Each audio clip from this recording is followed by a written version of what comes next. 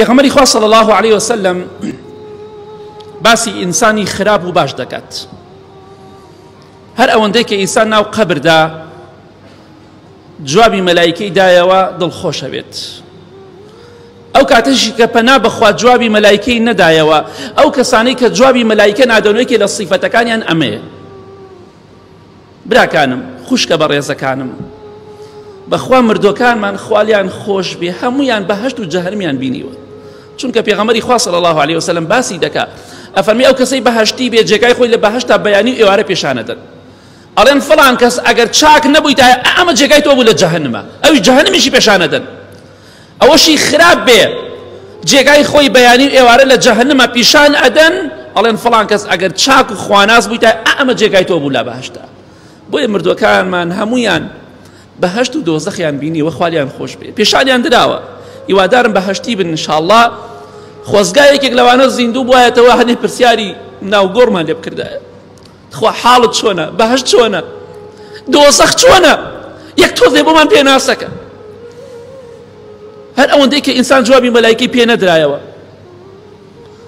پێغەمبەری خوا فەرمێ صلی الله عليه وسلم کاتێک کە زانێ کەسێک دێ بۆ لای شقڵ و شێوەی مرۆڤ لە ناو گۆڕدا، ئەمە دوای چەند دەقەیەک کە نێژراوی، هەر ئەوەندەی کەوتە نازانم چیە پەروەردگارمە، هەر ئەوەندەی کەوتت نازانم چیە پێغەمبەرمە صلی الله عليه وسلم، هەر ئەوەندەی وتت نازانم چی دینێکم هەیە.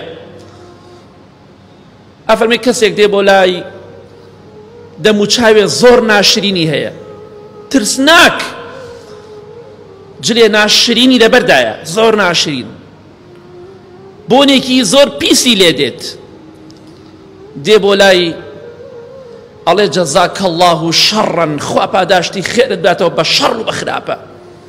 تۆ کەسێک بووی كنت بطيئا عن طاعة الله سريعا في معصية الله فجزاك الله شرا. تۆ کەسێک بووی لە دنیادا لە بەرامبەر عیبادەت و خواپەرستیە خەمسارد و تەمبەڵ بووی، سست بووی، بۆ گوناه و بۆ تاوانیش سەریع بووی، ئازا بووی، دەی خوا پاداشتی شەڕت بداتەوە. ئەڵێ تۆ کێی؟ ئەڵێ من کردەوە خراپەکانی تۆم لە دنیادا، خراپەکان کە کردت ئەوە تا بۆتە بەڵایەک بوت. ئەها هەر کەسێک سارد و سڕ بێ، خەمسارد بێ، تەمبەڵ بێ لە عیبادەتە، هۆکارێکە بۆی کە لەناو قەبردا عەزاب بدرێ و زمانی لاڵ بێ، جوابی مەلایکەی پێ نەدرێتەوە. بۆیە خەمسارد مەبە لە عیبادەت و خواپەرستیە، گەرم و گوڕ بە، تەمبەڵ مەبە، تەوەزەل مەبە. ئەوە سزای خوایە. ئەم سزای خوایە کە بەسەر ئێمەوەیە کە ئێمە عیبادەتی خۆمان پێ ناکرێ، لە ناو جەهەنەمە پەنا بەخوا نوقممان دەکا و لە ناو گۆڕیشا زمانمان لاڵ ئەکا بۆ جواب ئەوەی کە جوابی مەلایکە نەدەینەوە. ئەمە سزای خوایە لە دنیا پێش قیامەت. جا با بە خۆماندا بچینەوە لە عیبادەت و خواپەرستیە گەرم و گوڕ بین، تەمبەڵ نەبین.